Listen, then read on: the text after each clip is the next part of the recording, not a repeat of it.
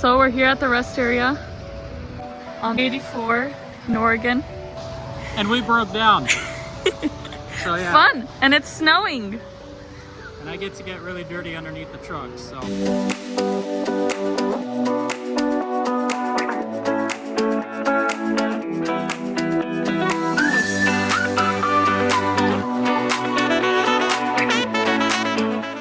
So my name's Daniel. I'm an owner-operator out of Washington State.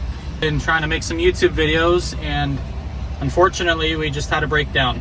Thankfully we made it to a rest area, but we had a breakdown. So let me explain it to you guys. I have a 2001 Freightliner Century with a Series 60 Detroit engine, and yesterday night the truck shut off on Highway 221 out in Patterson, Washington. Just shut off out of nowhere for whatever reason.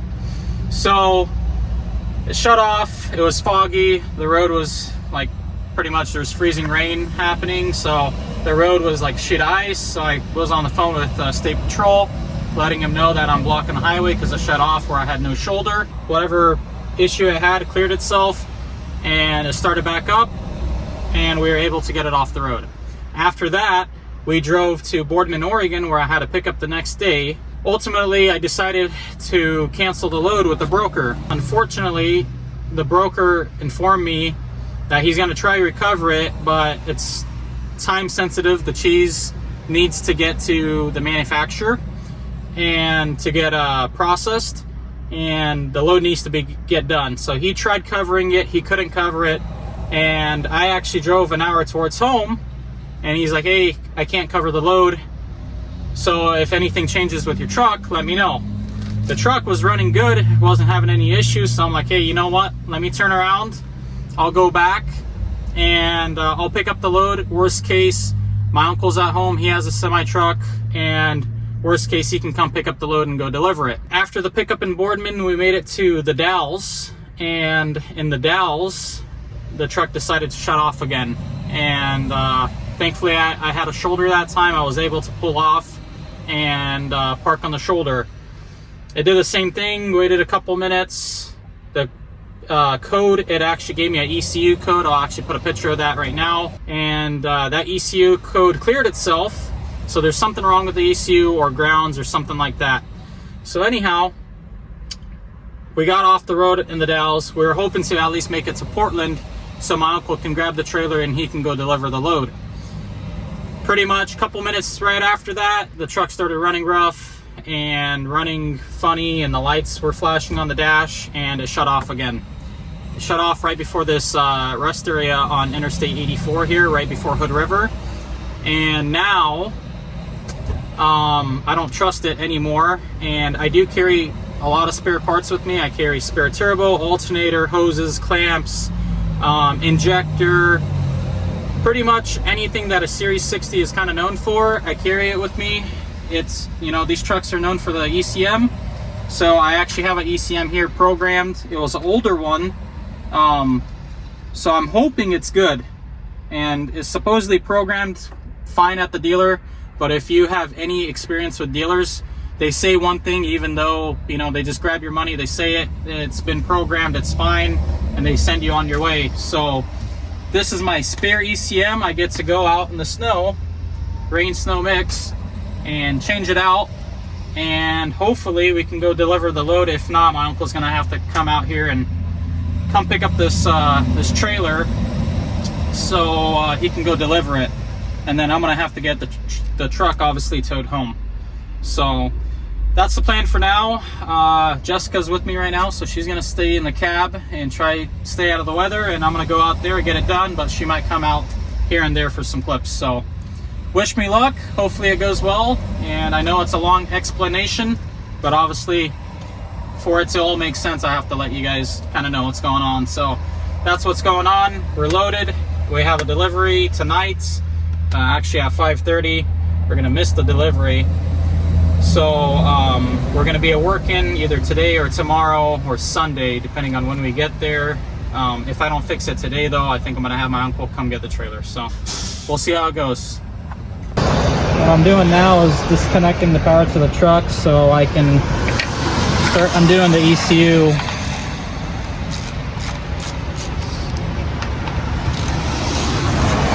hopefully this is the problem and it's not a wiring issue. If it's a wiring issue, that becomes a nightmare.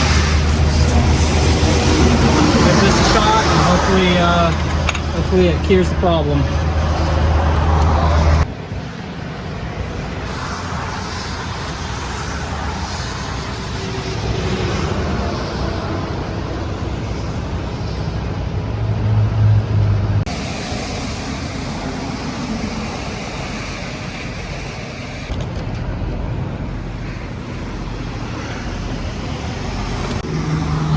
Still snowing out here.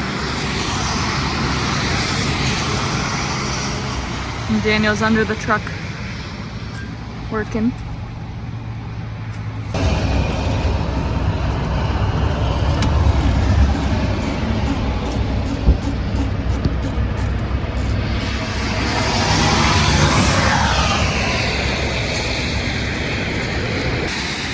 He's drenched.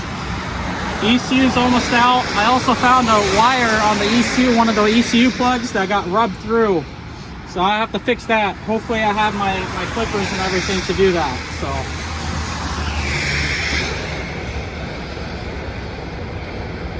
Alright, old ECU right here, or remanufactured one I put in 2019, and here's the new to us spare I had. So pretty much I gotta take out all these rubber bushings here and put it on the back side of this replacement ECU. Thankfully I found my weatherproof butt connectors and my pliers. I know I have some more underneath the bunk, but this is what I had in my spare bag. I'm gonna go underneath there, cut out that bad section of wire, and then put this in, hopefully crimp it down nicely. I gotta go see if I have a crimper and then fix this and be on the road hopefully afterwards. So thankfully in my toolbox I actually found these wire strippers, and they do have a crimping deal here, so I'm gonna go underneath and get that wire fixed right now. So what I'm doing now, these are the insulation bushings for the ECU. I'm cleaning them off a little bit, then I'm gonna use some grease and have them hopefully stay in place when I'm sliding this up into place. So the snow is starting to stick and I am freezing my ass off. I am wet to the bone, so good thing we have a little propane heater with us. So I'm gonna crank that up, that way Jessica can stay warm, and then once I'm back in here, I can warm up. We're gonna slide this into place, and I'm not gonna tighten it up all the way because just in case this ECU is not gonna work or anything, but then I'll just plug in the other one, and then I'll have my uncle come get the trailer, and then I'll drive home bobtail hopefully tomorrow or something with this other ECU. So hopefully not, because it is a little bit time consuming hooking up the wires, but whatever. Gotta do what you gotta do.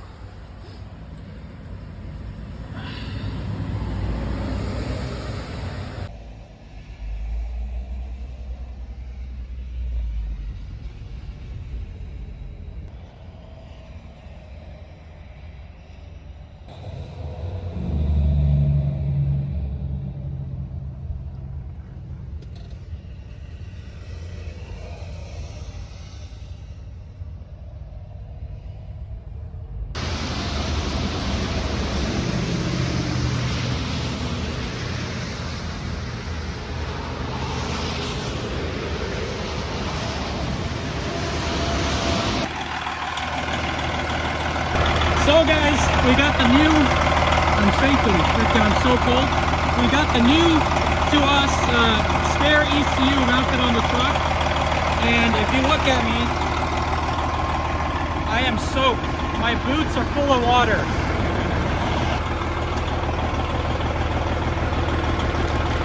Oh my gosh.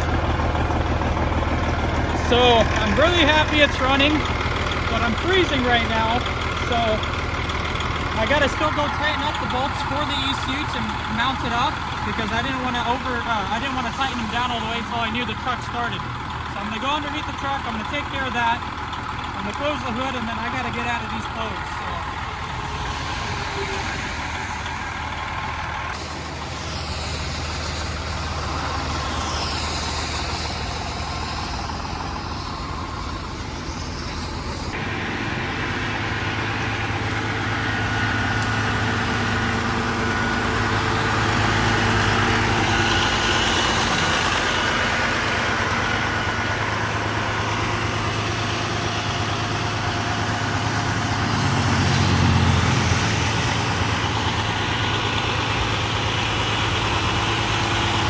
the last time I have to get underneath this thing in the snow.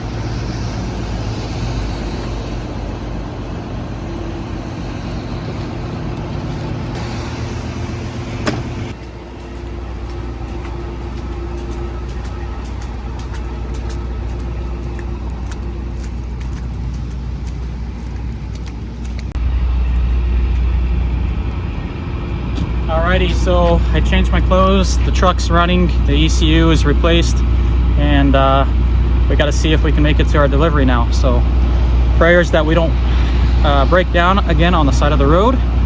Hopefully, you know, the truck is fixed now and it doesn't have any other issues. So we're gonna hit the road and hopefully we make it there. So stay tuned and see if we do.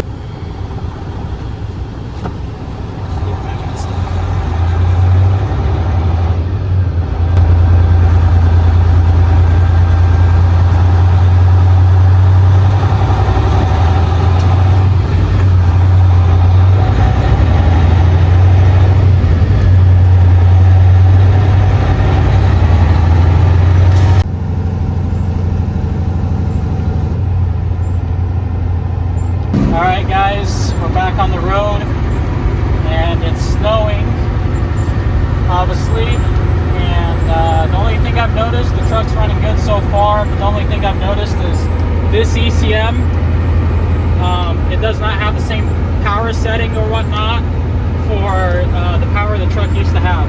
Right now the truck's very lazy. It almost feels like it's governed, like it doesn't have the response, the snappiness it used to. So that's something we're going to have to look into if I'm going to keep this ECM in the truck. But what I might do is I might get a remanufactured ECU and I might have it tuned. That way it just performs even better than the prior ECU, but we'll see. Anyhow, fingers crossed we make it to our delivery.